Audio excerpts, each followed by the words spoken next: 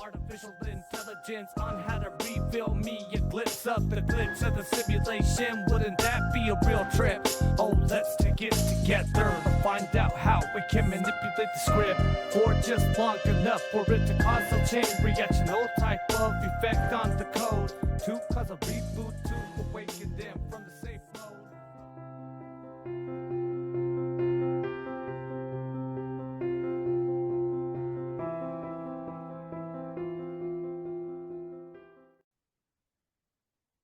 Well, just for the sake of Antarctica, for the brief period we'll talk about it here, hell, I learned something from them that I didn't know before. And I've actually been aware of Admiral Byrd and shit for a long, long time.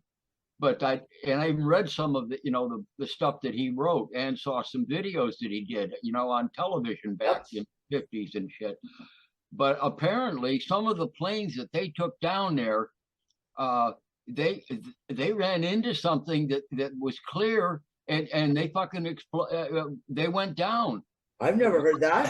I knew that. I heard that. I've never heard that before, and I didn't know that. I didn't know it either, really. It's in the first half an hour or so. You'll love this one, Daddy.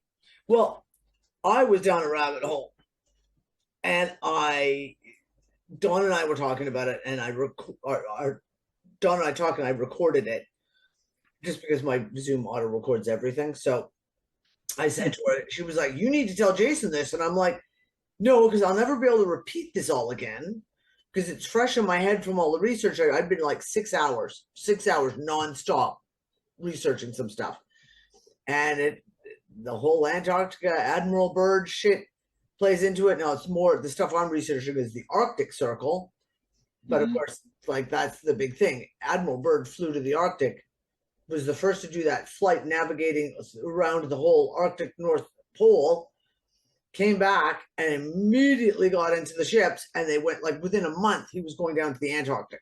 Like, what did he find in the Arctic? It made him go, yeah, we need to go to the other end now, cause fuck. I got another one for you, just a little tidbit, and I had not heard this either.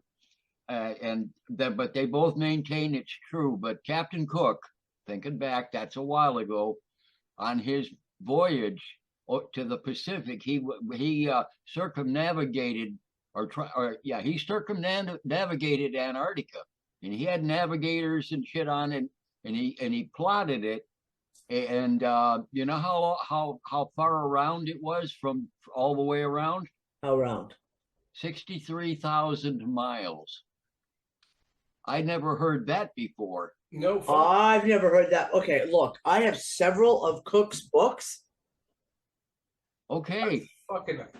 In the library, I'm gonna have to pull them up because I ain't never heard 63,000 miles is impossible. Unless, I mean, yeah, if you accept the if you look at the way the globe goes, yeah, that's impossible for sure. That's talking about that whole thing of Antarctica being that ice wall that goes all the way around. Yep. Right? Like, well, that's the implication for sure. I never heard that specific fact. I've never heard it either. Like, that's the first time I've ever heard that. So I would definitely want to see where it's written in his books. I have several. I have his diary in the library, and I have several books that are written, not modern books, like books written in the early 1800s about Captain Cook. There you go. That's where you're likely to see that kind of info, if it's even there. Yeah. So anyway, that's another little interesting tidbit. And we haven't even got to the shit that's happening in today's world. And believe me, that financial crap in the U.S. and also the whatever report that was, the Durham report. Yeah, the Durham report. I haven't seen anything about the Durham report. Oh lordy. So I don't know yet. Like, I've been following a lot of others. Like, I've literally, Maury, way down the rabbit hole on this last little bit. Found some very, very interesting shit, which we'll talk about in the meeting. The post discussion. We'll get into it. I'm sure we'll end up getting into it if you guys remind me. Yeah, we're talking about like Antarctica, Atlantis, the Arctic Circle, Atlantis, John Dee, Gerard Mercator, and a whole lot of real fucking good information that I just uncovered that was like, and that would be why everyone wants to tell you that John Dee was just a fake magician and that he was just like a sham artist. And that's why if you say the words John Dee to this day, everyone goes, oh yeah, he was that occult like crazy guy. And like he was just like the court magician, like, and he was just kind of like a flake and all the rest of it. And when you go down the rabbit holes I've just been down, you're like, and that's why they call him that now, because they don't want anyone actually researching what this man did. Yeah. We'll get to that afterwards. Yep. In the meantime, welcome to the UnFuckIt Discussion. It is the middle of May. Summer has yet to arrive. Well, spring has yet to arrive in England with any kind of stability. Kind of shows up for 2 days and then it's gone again. And everyone just keeps looking at me going, is England, right? Yeah. We have a shit ton of stuff to talk about. Just on the news front to dive into this stuff, because there's been some interesting shit. Oh, can you pull up the first article? I mean, which one do you want to talk about? Because I know what Maury's talking about with the Derm Report stuff. Okay, well, let's get into that into a second. I want to talk about the new drug test that the new drug that they're testing on the American market. I will get that for you in just a second. I know which article you're talking about. They are testing a new drug in America. The dirty bomb antidote is being tested in America. And I'm sure you can just jump right in there to get involved in testing this new drug. The first human trial of a new type of dirty bomb antidote pill designed to remove harmful radioactive contamination from the body is starting in the US. The drug HOPO, H-O-P-O, 14-1, HOPO, because that's not funny, is thought to work against several materials that might be used in weapons, including uranium. If it proves safe and effective, it could guard against potential harm from nuclear accidents and terrorist attacks. The dirty bomb drug. Now, here's the thing. How the fuck does that actually work? I mean, that is radiation. How can So first off, how do you test a drug to see if it protects against radiation? Unless you're going to irradiate the people that you're testing it on. How do you test it on people who have been irradiated with radiation to see if it cures the problem? Unless you're not going to irradiate the people you're going to test it on. Number one. Number two, like, how much money do they have to pay someone to be involved in a test like this? Like, how you got to be some pretty desperately broke or psychotic, like convinced that Russia's going to drop a nuke on you in New York City any second now, to even think about wanting to be involved in this trial. Now, the first trial is only 45 people. It isn't much of a trial. When it comes to safety standards and drugs, that's not even a trial. That's like, you can't get anything peer reviewed with a trial of 45 people, because that does not give you a broad spectrum. Like, you need thousands of people in a trial. So, like I said to Nick, I said, so what are they doing? Are they going to go to Iraq and like get people from Iraq? You know, the ones who they've dropped all the dirty, depleted uranium rounds on, who would actually have some of those symptoms in their body, because, you know, it's been 20 years and the birth defects are still sky high because of all the depleted uranium rounds that the US, who is the only country in the world who uses depleted uranium rounds in war, even though it's a banned thing. Is that what they're doing? Are they going to? Now, here's the interesting thing. Nick brought up Chernobyl. Said, well, maybe they're going to get people from near Chernobyl. Oh, you don't have to go that far, Danny. They got that thing in that they just bombed over there. Jimmy Rob's talking about it in the chat, but it's they blew up a fucking storage thing that supposedly had those depleted uranium munitions in it. Oh, really? Oh, I haven't seen that yet. I'm trying to scroll up to where Jimmy posted it. Comes. I don't know which one it was, Sunday or last Wednesday. NASA's new AI system gives 30-minute warning before CMEs strike Earth. NASA has built an artificial intelligence system that analyzes satellite data to provide advanced warning, like a tornado siren for life-threatening tornadoes, pinpointing exactly where solar storms will wreak havoc on Earth. AI system analyzes spacecraft measurements of electrically charged plasma from the sun, and will be able to determine exactly where the space weather will strike Earth within 30 minutes before impact. And they're basically using spikes in energy, radiation, whatever, electrons, whatever it is, as it passes the different satellites that are positioned between here and the sun. And I literally said that last week. You said that just last week. So why are they not doing this? Well, they are. They just put together an AI system and they launched it. And this is now, it talks about month over month increases in death. And it tracks them basically since the start of the pandemic. I will embed the article. Now, as an extension to that, another article that just came out today. Johnson & Johnson COVID-19 vaccine becomes unavailable in the U.S. Oh, They've stopped selling. Why is that?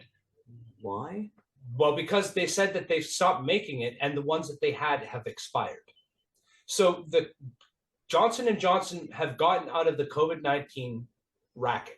For some strange reason. It's kind of weird how Sid Sullivan narrative is falling apart. And the statistics are hammering how it absolutely is. Yeah. This is it. It's crazy. I don't want to talk about this anymore.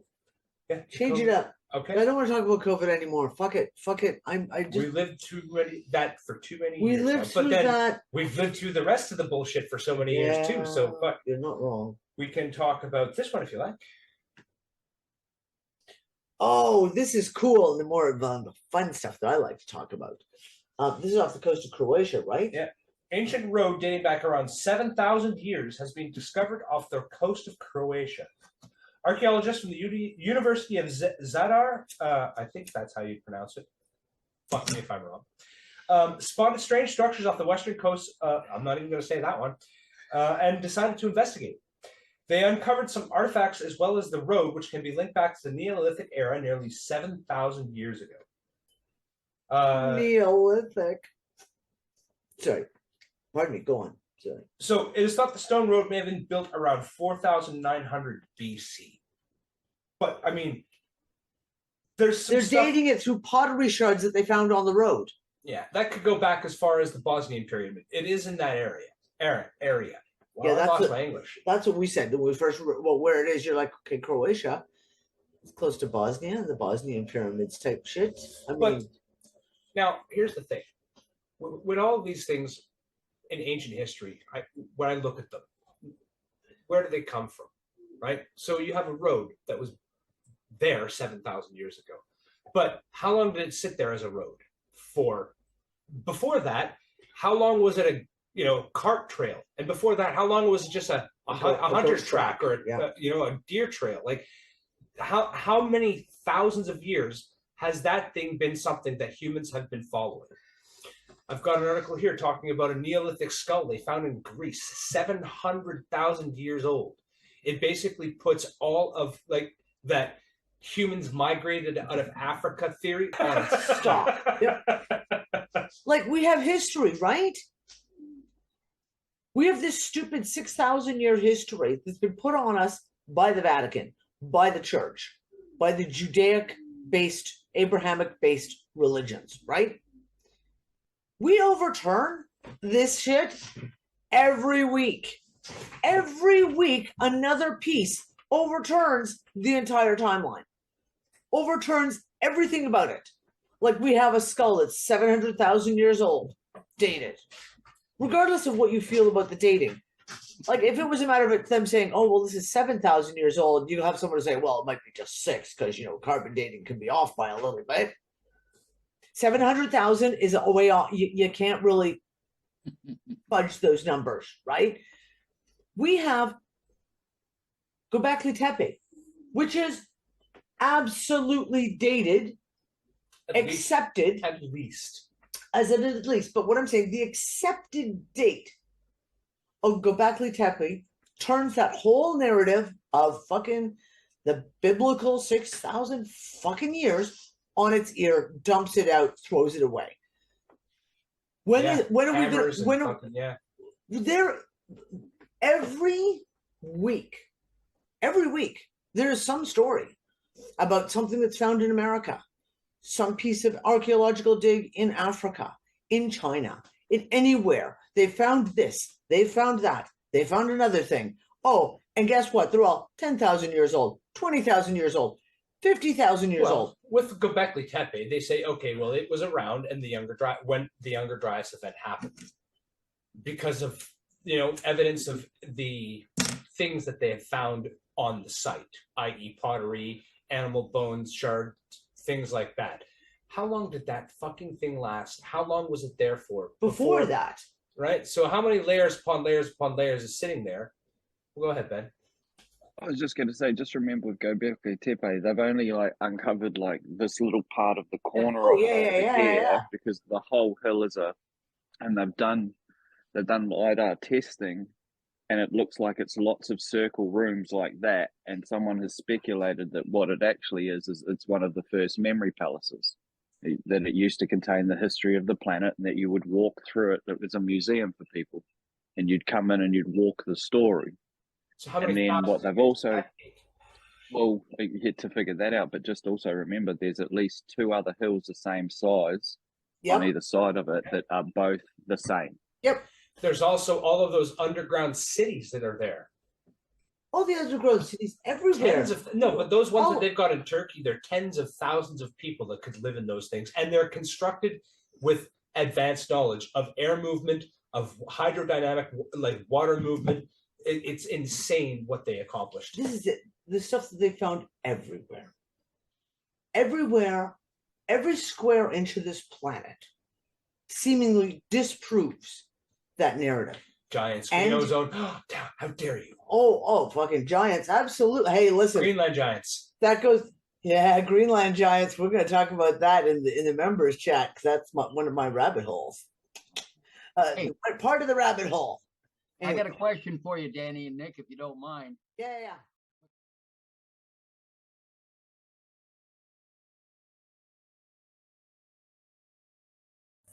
Step is the right one. Not too sharp, I got anything left. Look for it at the right time, but it doesn't seem to come. Or do I get distracted by the turbulence? Other frequencies, yes, I really do bet if I increase